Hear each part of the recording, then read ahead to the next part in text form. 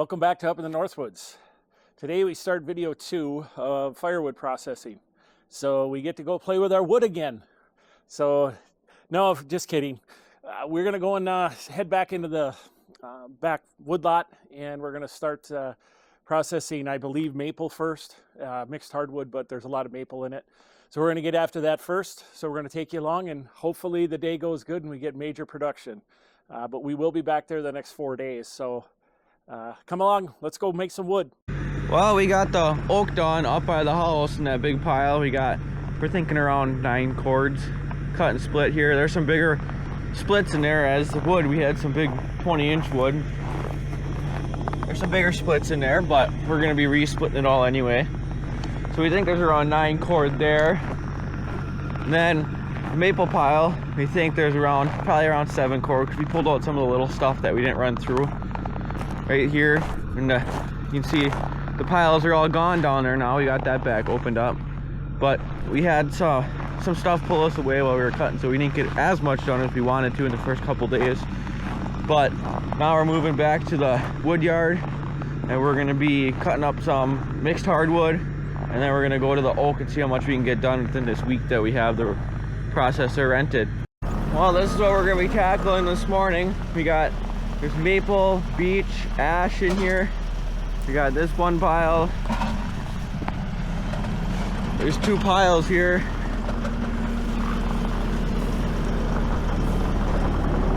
And then there's 5 maple logs here that we're gonna be processing up. We're gonna be dropping her right here behind the bins that we have built. And we'll be re-splitting it, loading it in the dump trailer to re-split it. So we're gonna get cutting.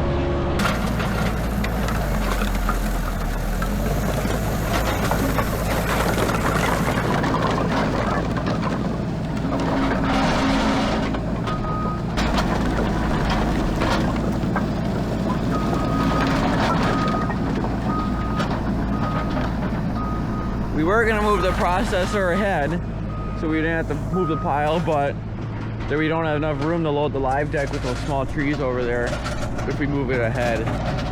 So we're gonna push this to the side as our road will be open back up once we get this pile gone over here.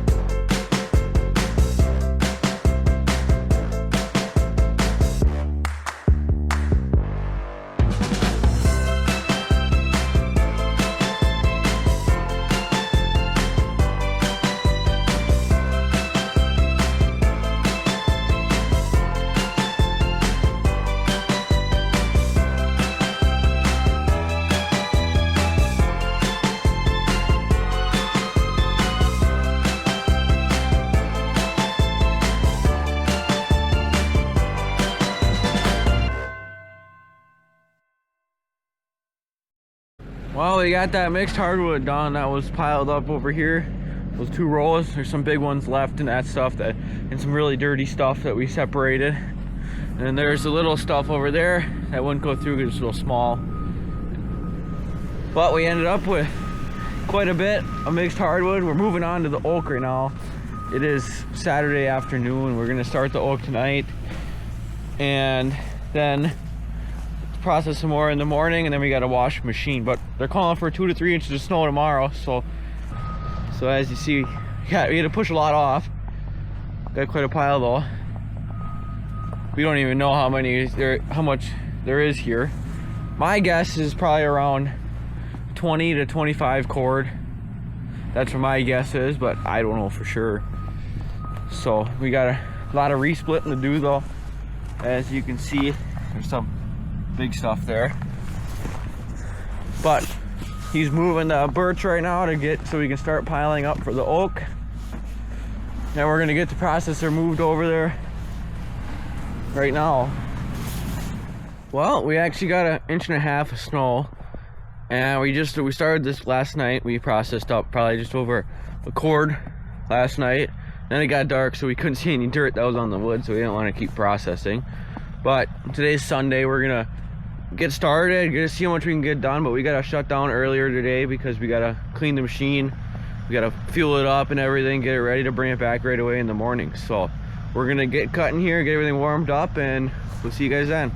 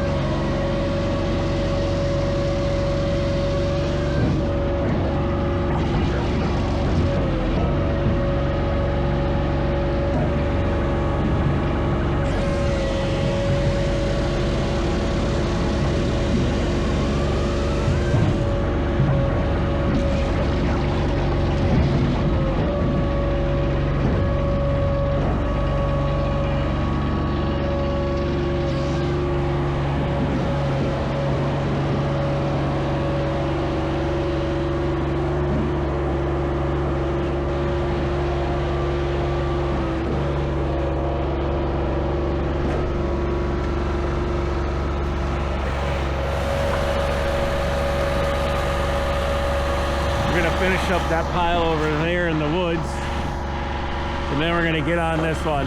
Try to get this done yet today.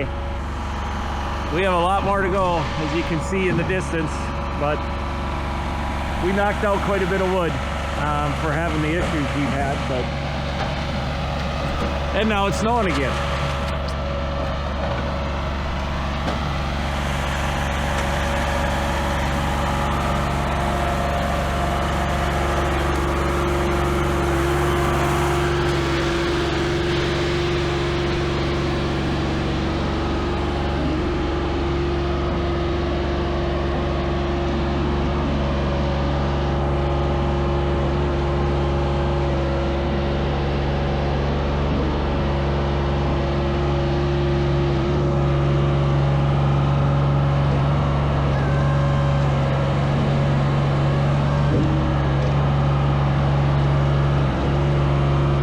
Well, it's Sunday afternoon here, and we're done for the weekend, for the week actually, of processing. We had this for 7 days. We had a few problems early in the week, but we got as much done as we could. Not quite as much as we hoped, but we're going to be taking this up to the front. We got to clean it up, get it ready to go back tomorrow. Here's the oak we did today. We figure there's about 11 cords that we did today and yesterday. We started it yesterday, just late in the day, but we got about 11 there. And then over here, the maple and mixed hardwood, I should say, but there's quite a bit of maple in this. That is somewhere between 22 and 25 full cords we did here. This was some really nice wood too. We had some really nice maple and ash and that in this stuff. So we'll just get a quick video of the pile, and now we have to go through it all and resplit, which kind of stinks, but we just having to get as much on the ground as possible. But you can see there's quite a bit of wood. Of course, we still have a lot more over there, but we'll work on it. This is more important to get done up now in the bins. We have some basswood and we have some other stuff that's not as important as the hardwood. We want to get that all broke up as fast as possible. And we're going to be washing the machine, and then we will do a review and talk over here what we think of the Dyna versus Blockbuster, you know, and that we've had in the past. And we'll talk about that a little bit. So we'll see you in a little bit. Well, we had some technical difficulties on our taping of the review of the Dyna. So file got corrupt. So we have to redo this. So we don't have the machine behind us like we did in that video. But that's okay. You guys seen enough of it on the video. So I'm going to start out with the elevator. Probably one of the biggest pros for me was the elevator. Being attached, split in the center like that, and how it folds up, and being 16 feet long. That I liked. 16 feet gives you a good height to get a nice pile if you want it. A lot of them are 10, 12 foot long. So that's one thing I really liked about it. The con about the elevator was being that the belt was rubber, which was okay, but the cleats on it were like 1-inch plastic or rubber, also like a hard rubber. They didn't take the wood up. As soon as you started elevating that conveyor a little too high, the wood started sliding down, coming down, and actually came down sometimes really fast and hit Gunner in the back of the legs a couple times. Smashed my hand a few times if you're over there, because, you know, pulling off chunks that maybe if you want, you know, ugly rounds or whatever you want to pull out. So we learned to just stay away from it, because as soon as you have it elevated, once you have a nice little taper on it, it's fine. But that's one thing I would definitely change, is the cleats. Yep. One thing I really like though is the joystick control. It's very simple. You can have one hand on the joystick for the saw and the other hand on the splitter, and you can just fly through wood fast when it's cutting good. But the splitter is very powerful, that's for sure. It'll push through anything. If you got one that it won't push through, it's because usually the dry end of the log where you didn't cut, and you spin it around or even just rotate it in the trough, and it would send it right through. But that was very nice. And then the live deck was nice too, with the 4-strand, and it was very sturdy, so it didn't shake the whole machine. But it was very, very nice with that long live deck. Probably the one thing we had the most problem with, as you've seen in the videos, the first few days was the bar and chain. We had lots of problems with that, especially when he gave us the cheap bar, the dealer, and the chain that was sharpened incorrectly. It was 32.5 degree angle on the chain, which is very rare. That's, you definitely know that's foreign. Not used to our 25 or 30 degree. So once he gave us the right of new chains and a really, really good bar, we had to go back and get it. Then it cut totally different. And we did go through one of the new chains where we had to sharpen it. We put it on a grinder sharpener, and it worked really nice. We used that a whole day, I think. When we used that all Sunday. Chain. Yeah, all day Sunday. The sharpen chain that we did. So we had one brand new chain we never even used. So it was a big difference in the bar because we were burning up the bar, both sides, and they had to get resurfaced. And it was a brand new bar when he gave it to us. So it was just a cheap China version bar. But other than that, the oiler was a little touchy. We bought 8 gallons of oil because he said we should go through that at least. And I was like, wow, that's a lot of bar oil. We did go through almost 6 gallons. But the chute was plugging up a lot with sawdust as it was getting all caught in there from all the oil. Yeah, it was too much oil. We did adjust it, but the temperament on it was very tight tolerances in it. So, I mean, I turned it off, and then I just cracked it open and started watching it. When we got it from them, they had it about halfway open, and as soon as you start the chain, you could just see it spitting everywhere, and it was, and oil isn't cheap anymore. $15 to $20 a gallon, that adds up quick. So, but overall, I mean, the machine is a pretty nice machine. It's very, very small, compact, compared to like our Blockbuster is definitely a bigger machine. But Gunner's right. The Blockbuster shook a little more than when you put logs on or when logs go into the trough. Sometimes even when the splitter would go, if you have a hard one, the machine would shake a little more. This one seemed a little more sturdy. But the trough, that's probably one of the biggest things that we didn't like about it. And you could probably explain it better because you cut a whole time, but you can't get in there to move There's logs. That big yellow piece you can see in the video, and it's hard to reach in. You got that little plexiglass door you can go in, but you can't get rounds out, cutoffs or anything, so I usually sent them through or threw them over. But you couldn't get them out because it was a small door. And then reaching in there was hard. You could barely reach down in if you had a little chunk in there or anything. So usually you had to send it through if you couldn't reach it. Which we understand the safety factor. Yep. They don't want you reaching in there, but yet Blockbuster had that nice slider door, and you could get to that trough. Because, I mean, let's face it, I don't care what machine it is. When they're cut, and especially when they drop straight down, they don't have the trough, the tip tray, and they tip it down in.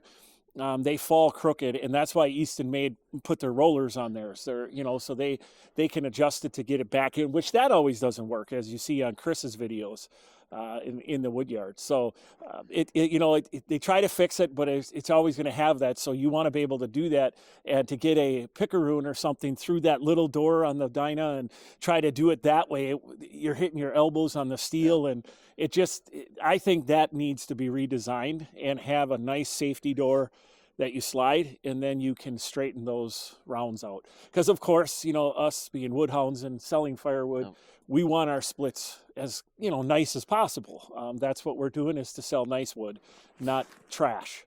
And if you leave it sideways, it's going to push through sideways, and it's going to be trash. So I do got to say, though, the detents were set right on that splitter. They pushed through. Every once in a while you get the one, like I said, at the dry end that wouldn't go, but you have to hold it.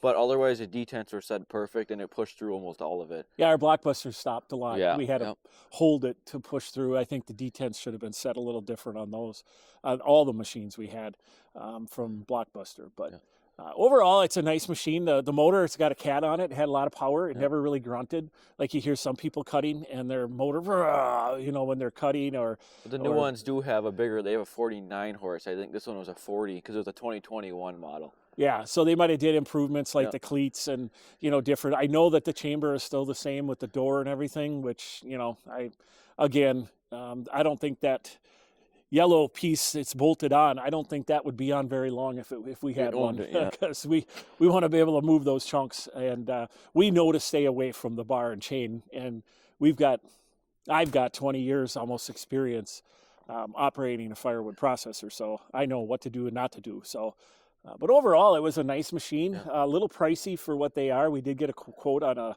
SC-16 because we are interested in possibly getting another processor here down the road. And he gave us a price on their big one.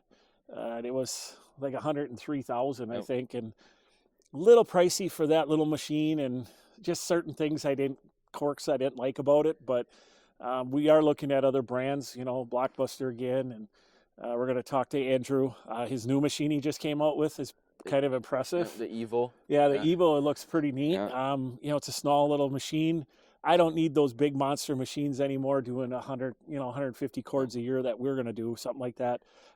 We don't need that. So, But the attached conveyor would be nice. yeah, like and longer. You know, 10 foot, 12 foot is not long enough in my eyes, because even getting into our bins, you want a 16 foot to get in the center of that bin, so you're not just on the edges. So I really like that 16 foot. If you have a separate conveyor, it's okay if you're in the wood yard all the time, but if you want to take that anywhere mobile and go to your brother's or a friend's or, you know, whatever, You can just hook on and go. you got two vehicles involved to haul the processor and the elevator to get the wood away. So you can push it away, but we've done that in the past with a skid steer, and you end up hitting the back of your machine eventually, and you're pushing wood under the machine towards your hydraulic fittings, and you know, for the elevator that are sticking out, it's not a good thing. So the attached conveyor, I know Blockbuster's got one, but I think it's only a 12 foot. Yeah, I think so. And that 4 feet makes a world of difference. So get a lot higher on a pile. yeah, I really like that. I believe the Evo has got a 16. 16, yeah. Yeah, see that swivel too. Yeah, that's very attractive to me. So we're going to be talking to Andrew on that, and you know, I'd love to demo one and really operate one in the yard, but we'll see what happens. But overall, you know, it was a pretty good week. We got 50 some cords we said done, 55 or something like that we got done. And we've been resplitting and starting to resplit and get the bin filled with all of that now, because there's quite a few big stuff because we had some big wood. But yeah, I think that's about it. I think we're going to wrap this video up. Overall, would I rent it again? Yeah, I think I would, but you know, a couple grand for a week is a little steep, but you got to have it really planned, and you got to make sure that you have the time to really whip the wood out, because to make $2,000 worth it, a weekend is hardly enough time, unless you only have 20 cords or something. But yeah, I think we'll wrap it up here, and we're going to catch you on the next one.